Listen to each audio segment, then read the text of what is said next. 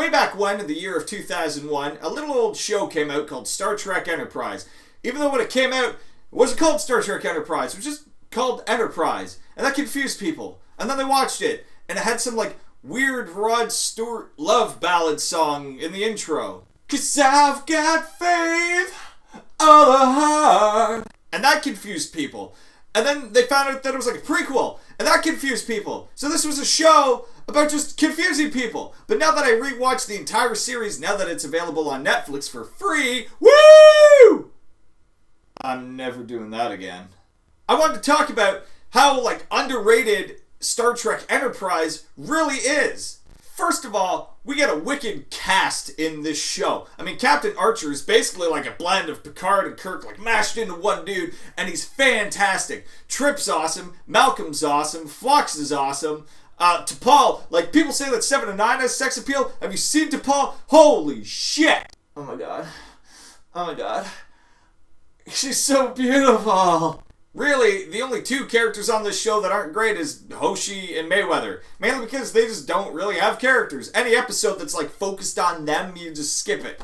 She's the girl who doesn't like space, and he's the dude who flies the ship. There's their characters. Yay! But even all these other secondary characters that we come into contact with, like Shran, he's friggin' awesome. The Xindi are awesome. Like, everybody that's kind of on this show plays their parts really, really well, and it makes it really fun to watch.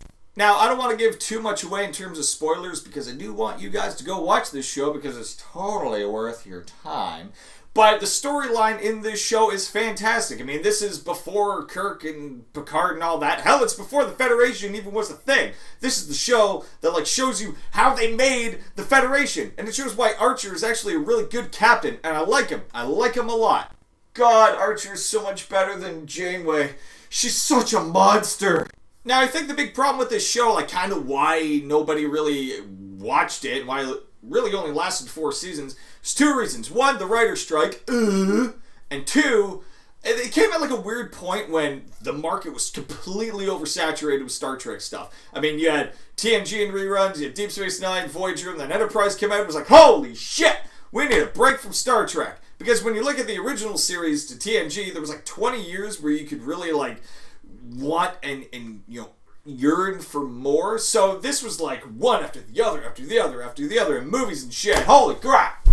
And as I said before, this is a prequel, which makes me really nervous for Discovery. So wait, Discovery is a sequel to the prequel. Wait, no, it's a prequel. No, it's a sequel to the prequel, which is a prequel to the sequel. Fuck! Ow! Ow! Ow! Now, all that stuff aside, this show is fantastic. It has one of my favorite ships, the NX class. This thing is fantastic. I love smaller, like, kick-ass ships. The great thing about this ship is it's not the biggest, greatest thing in the galaxy. I mean, it's their flagship. It's the first Warp 5 ship. This thing gets the crap kicked out of it all the time. But the best thing about it is the crew all have to, like, work together to overcome situations like the Xindi, like the Suliban, like the Romulans.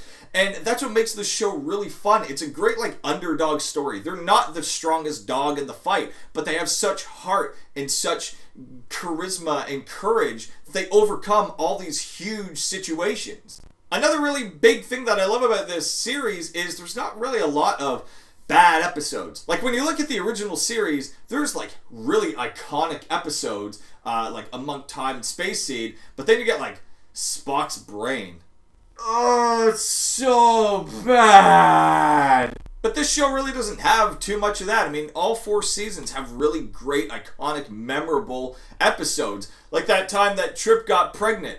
Oops. Okay, note to self, don't put your hands in a bowl with an alien lady because you'll have her baby.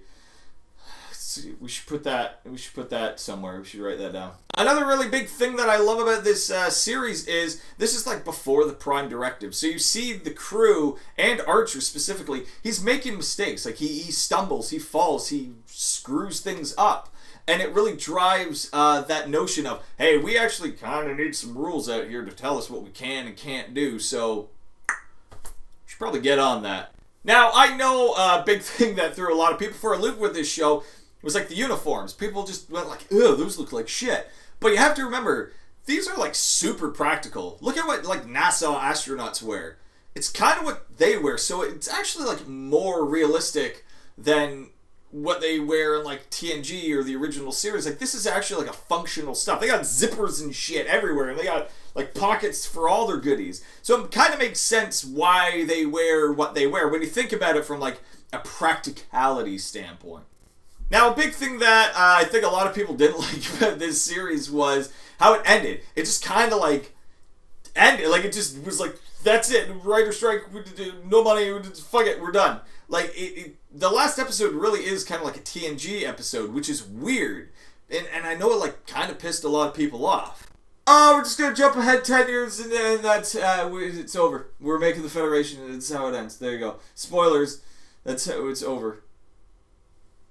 But aside from like that, all the other stories, especially in season 3, for me personally, I really liked the overall story arc with the Xindi. I loved all the different like species that they came across and how they like had to fight their way out of situations. And that's a big thing about this show is it blends a lot of story and action really, really well together. You get great ship battles and you get great, memorable kind of charismatic diplomatic moments as well in this show. So it really does blend like Deep Space Nine's action with kind of Next Generation's kind of like Shakespearean diplomacy feel. It does it really, really well.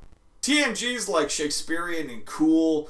Enterprise is like action and like fun. Deep Space Nine's more like kind of dark and gritty. The original series is just, it's campy, it's silly. And then Voyager, which is like down here, is like the Saturday morning cartoon version of Star Trek. We're going on a wacky adventure. Oh, there's Neelix, he's poking fucking Tuvok again. Tee. But overall, if you haven't seen Star Trek Enterprise, you got nothing to lose. It's on Netflix for free. Go on and like just watch it. You're going to like it. It's really fun if you've never seen it. Hell, even if you have seen it, rewatch it. It's cool. And let me know what you think about Star Trek Enterprise in the comments below. Let me know like what your favorite episode was, what your favorite moment was, what your favorite ship was, or who even your favorite captain is in like all the series. That'd be really cool. I'd love to hear that from you guys.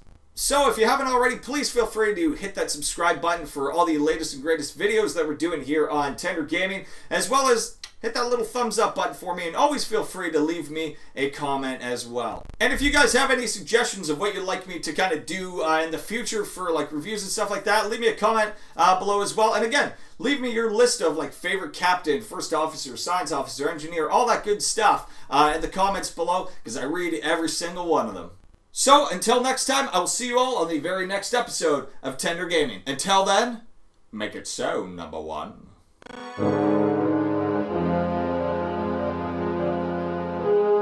It's been a long road, getting from there to here. It's been a long time, but my time is finally near. We're keeping that in.